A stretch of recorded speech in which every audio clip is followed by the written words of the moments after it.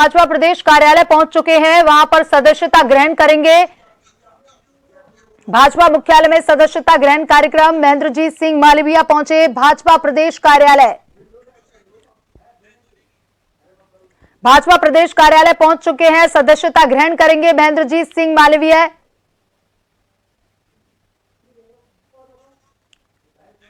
तस्वीरों में आप देख सकते हैं महेंद्रजीत सिंह मालवीय बीजेपी कार्यालय पहुंच चुके हैं।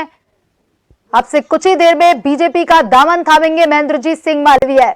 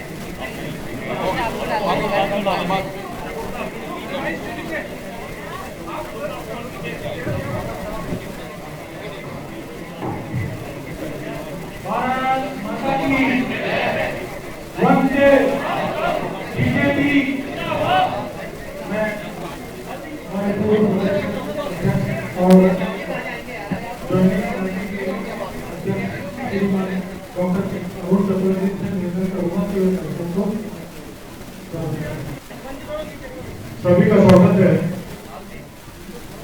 आज हम सब के लिए सौभाग्य की बात है, राजस्थान के दक्षिण राजस्थान के आदिवासी अंचल में बालकाल से विद्यार्थी जीवन से लगातार सक्रिय रहते हुए छात्रों का विषय होगा, आदिवासियों का विषय होगा, समाज का विषय होगा, उसको लेकर के संघर्ष करने वाले 2 बार सांसद रहे, 4थी बार विधायक है, 2 बार राजस्थान सरकार में मंत्री रहे, बांसवाड़ा में 2 बार जिला प्रमुख रहे, 3 बार से आपकी पत्नी वहां जिला प्रमुख है।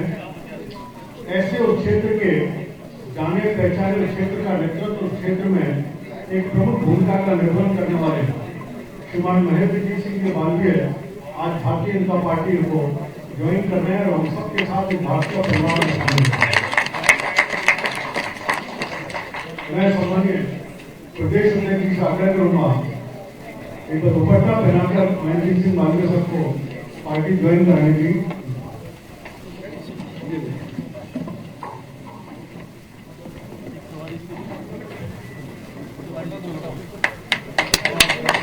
प्रदेश प्रभारी से आग्रह करूंगा व्यवस्था लेकर के। बहुत स्वागत है। हमारे सह प्रभारी विजय हत्या जी से आग्रह करूंगा कि गुलदस्ता देकर के ग्रहण करके पूर्व नेता प्रतिपक्ष आग्रह करूंगा। पटका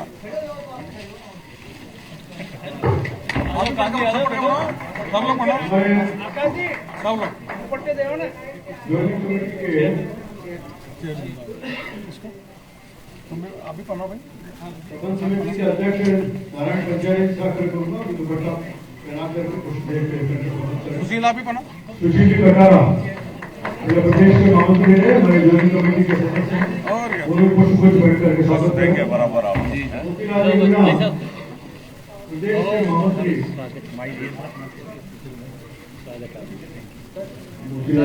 प्रदेश मंत्री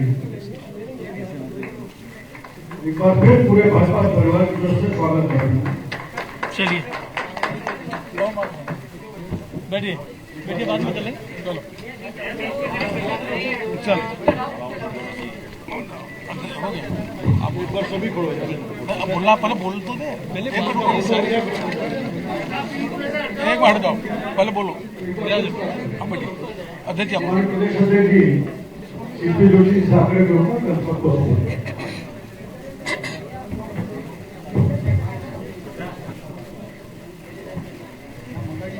आज के इस प्रेस वार्ता में हमारे बीच में उपस्थित भारतीय जनता पार्टी के राष्ट्रीय महासचिव,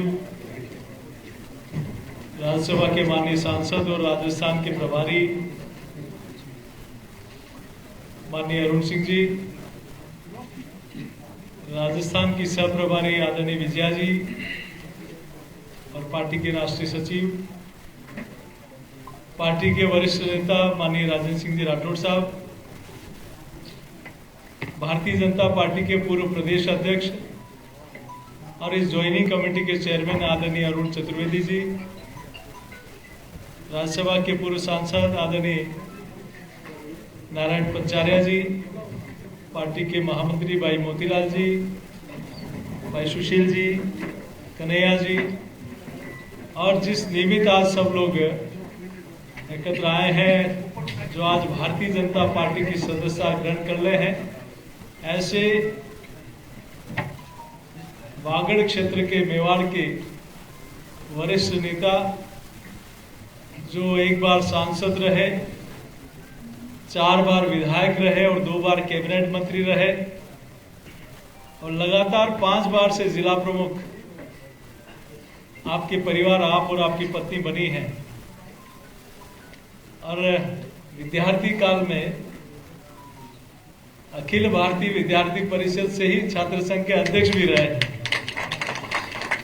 तो आज वो भारतीय जनता पार्टी की सदस्यता ग्रहण कर रहे हैं। नरेंद्र मोदी जी की नीतियों को उनके नेतृत्व से प्रभावित होकर मैं पूरी भारतीय जनता पार्टी इकाई की ओर से आपका हार्दिक स्वागत और अभिनंदन करता हूं। एक बार जोरदार करता ध्वनि से महेंद्र सिंह जी मालवीय का, जिन्होंने कहा कि नरेंद्र मोदी जी ने पिछले 10 वर्षों में जो किया है वो अभूतपूर्व है। उस क्षेत्र में, जनजाति क्षेत्र में 10 वर्षों में चाहे आदिवासी क्षेत्र में रेल लाइन को लाया तो वो नरेंद्र मोदी जी की सरकार लाई। उस क्षेत्र में मेडिकल कॉलेज बना तो मोदी जी की सरकार लेकर आई।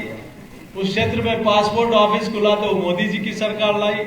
उस क्षेत्र में एकलव्य मॉडल स्कूल आया तो मोदी जी की सरकार लेकर आई। उस क्षेत्र में हाईवे आया तो मोदी जी की सरकार लेकर आई। उस क्षेत्र में हर गरीब के घर में शौचालय बना, हर गरीब को मकान मिला, हर बहन के उज्ज्वला का कनेक्शन मिला, हर व्यक्ति का बैंक में खाता खुला। उस क्षेत्र में बंधन योजना कोई लेकर आया तो मोदी जी की सरकार लेकर आई। उस क्षेत्र में राजीविका योजना कोई लेकर आया तो मोदी जी की सरकार लेकर आई। और इस देश में प्रथम नागरिक के रूप में द्रौपदी मुर्मू जी को महामहिम राष्ट्रपति महोदय के रूप में आज देख रहे हैं तो मोदी जी की पहल है। तो इन सारी बातों से प्रभावित होकर आदरणीय प्रधानमंत्री जी और भारतीय जनता पार्टी की रीति नीति से प्रभावित होकर, क्योंकि पिछले 10 वर्षों में मोदी जी ने जो काम किया है वह अकल्पनीय, अद्भुत है। और आज महेंद्रजीत मालवीय जी जो क्षेत्र के वरिष्ठ नेता हैं, आज भारतीय जनता पार्टी की सदस्यता ग्रहण कर रहे हैं। निश्चित रूप से पूरा परिवार, हम सब लोग कल ही भारतीय जनता पार्टी के राष्ट्रीय अधिवेशन से आए हैं। निश्चित रूप से इस देश में चाहे G20 हो, चाहे नए संसद हो, चाहे नारी वंदन अधिनियम हो, चाहे इस देश में अनेक ऐसे काम हो जिसको देश वर्षों से इंतजार कर रहा हो, चाहे अयोध्या में प्रभु श्री राम लला का मंदिर हो, चाहे धारा 370 हो, चाहे हर गरीब को प्राथमिक सुविधाएं और व्यवस्थाएं दी हो, चाहे महिला का उत्थान हो, चाहे युवाओं के सपनों की उड़ान हो, चाहे गरीब हमारे अन्नदाता हो, चाहे किसान के क्षेत्र में उसकी खुशहाली के लिए जो काम हुए हैं वो अकल्पनीय है। और इन्हीं नीतियों से प्रभावित होकर आज महेंद्रजीत मालवीय जी भारतीय जनता पार्टी की सदस्यता ग्रहण कर रहे हैं। मैं उनका भारतीय जनता पार्टी परिवार की ओर से पुनः स्वागत और अभिनंदन करता हूं। और ये कहा कि मानगढ़ धाम में उस क्षेत्र का डेवलपमेंट और देश में पहली बार कोई प्रधानमंत्री वहां सर झुकाने आए हैं, वहां दोग लगाने आए हैं, तो उस व्यक्ति का नाम है नरेंद्र भाई मोदी। इन सारे कामों से प्रभावित होकर आज महेंद्रजीत मालवीय जी भाजपा की सदस्यता ग्रहण कर रही है। मैं पुनः उनका स्वागत और अभिनंदन करता हूं।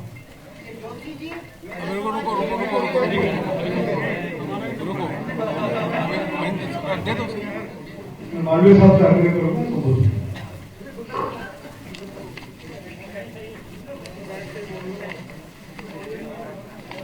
मैं प्रेरक ही बोलता हूँ।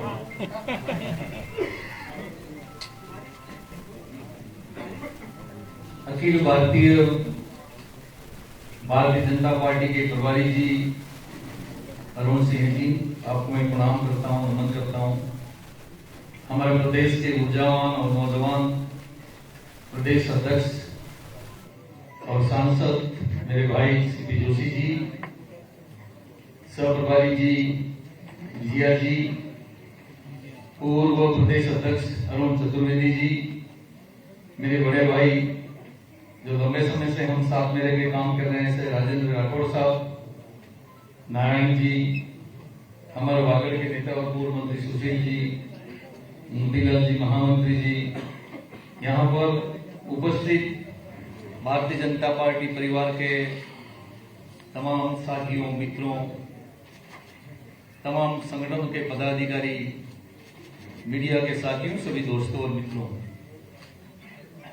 कल शाम को दिल्ली में अमित शाह साहब और हमारे राष्ट्रीय अध्यक्ष जी नड्डा साहब से मुलाकात हुई और माननीय हमारे राजस्थान के युवा मुख्यमंत्री जी मुझे साथ लेके गए और मुझे भारतीय जनता पार्टी में आने का अवसर मिला।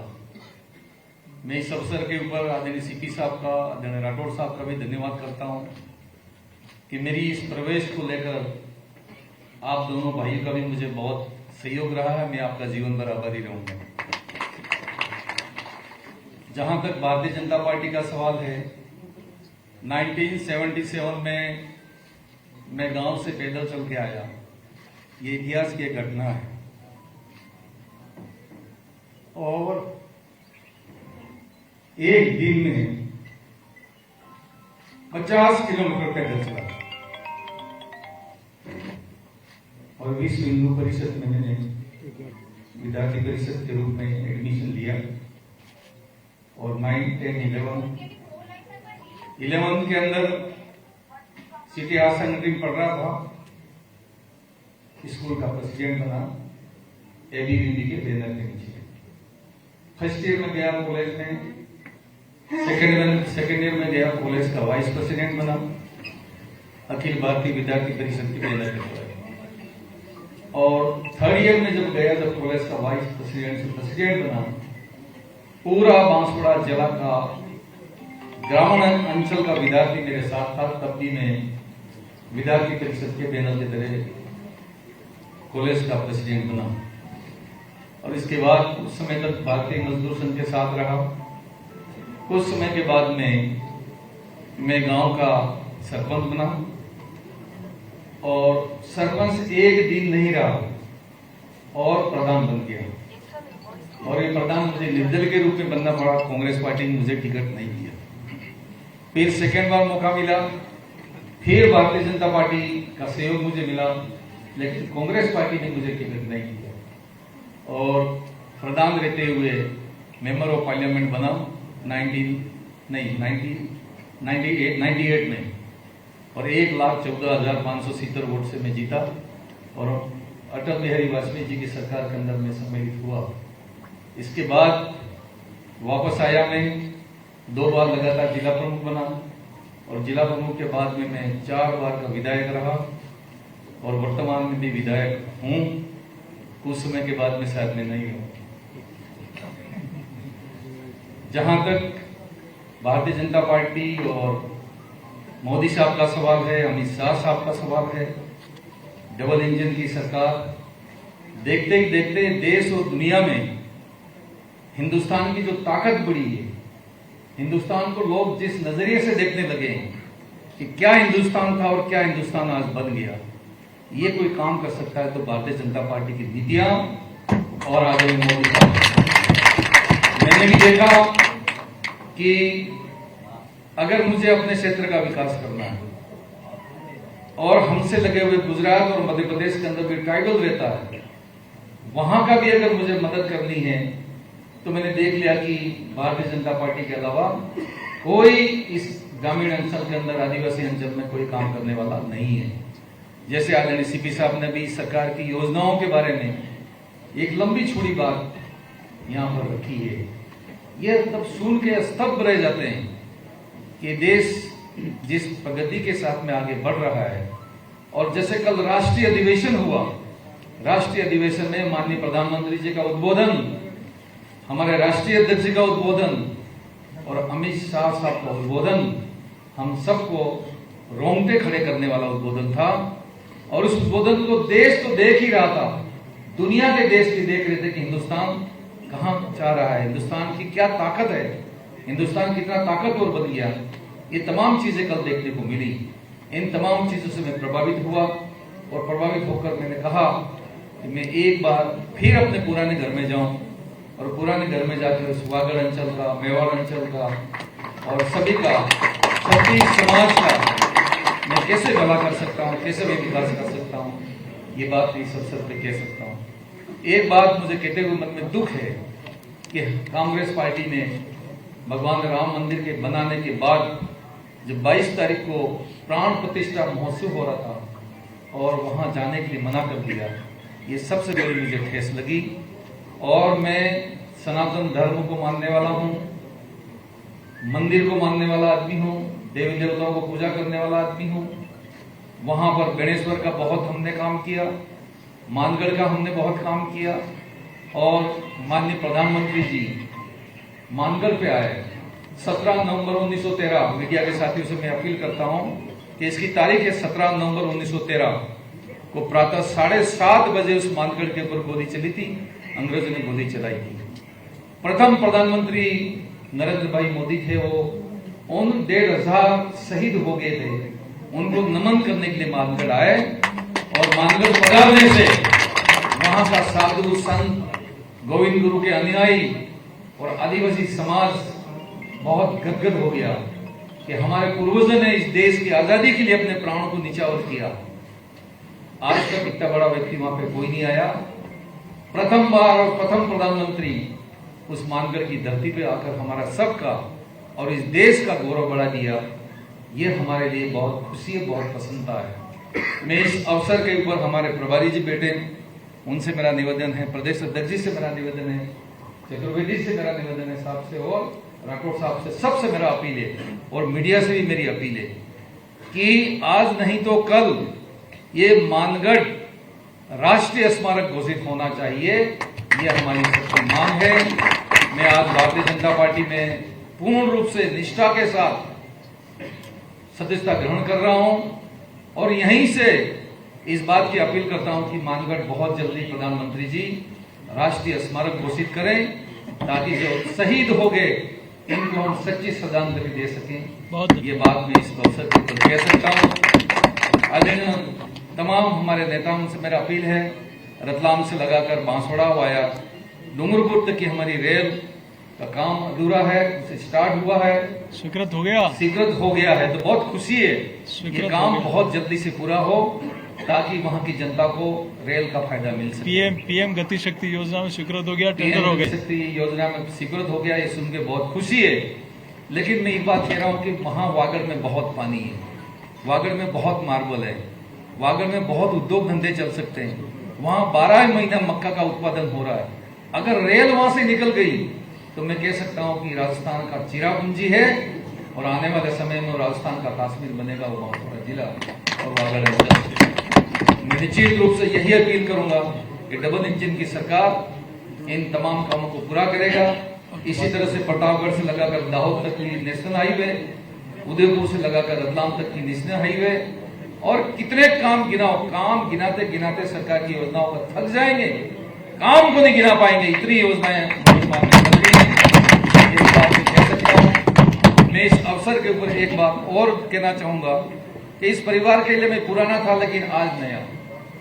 मैं यहीं से मेरे कार्यकर्ताओं जो आज वागड़ के अंचल के अंदर टीवी में बैठ के आज के इस कार्यक्रम को देख रहे होंगे, उनसे मेरी अपील है कि मेरे होते हुए कोई कार्यकर्ताओं का अपमान, कोई कार्यकर्ताओं का नुकसान किसी कीमत के ऊपर नहीं रहेगा और कंधे से कंधा मिलाकर काम करूंगा।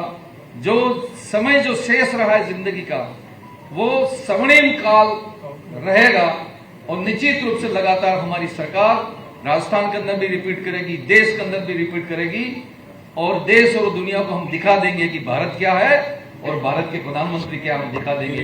बस यही बात इस अवसर के ऊपर कहना चाहता हूं। आप सबके प्रति आभार, बहुत बहुत धन्यवाद। जय हिंद, जय भारत।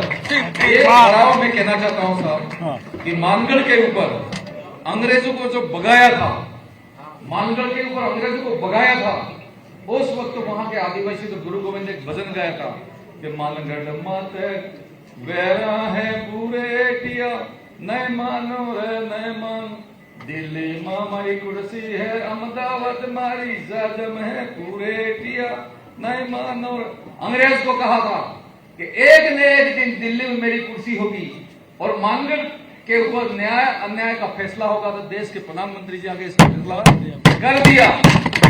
इस अवसर के ऊपर मैं यही कहना चाहूंगा सभी को कि हम सबको मिलकर बहुत जल्दी जो चुनाव आ रहे हैं उस चुनाव के अंदर जुटे और जो लक्ष्य रखा 370 का और इंडिया का 400 का, उस कार्यक्रम के अंदर प्रत्येक व्यक्ति की भागीदारी होनी चाहिए। यही बात है कि अपनी बात को समाप्त करता हूं। मोदी सरकार, चलो भारत आप फोटो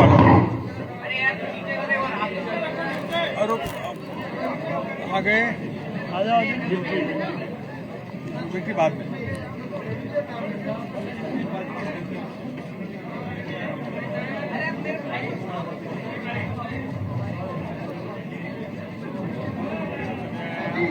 चलिए साहब, बहुत बहुत बधाई कांग्रेस